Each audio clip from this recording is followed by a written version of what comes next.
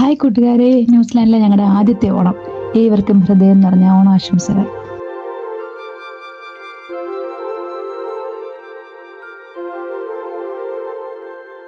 തിരുവാവണിരാവ് മനസാകെ നിലാവ് മലയാള ചുണ്ടിൽ മലരോണ പാട്ട്.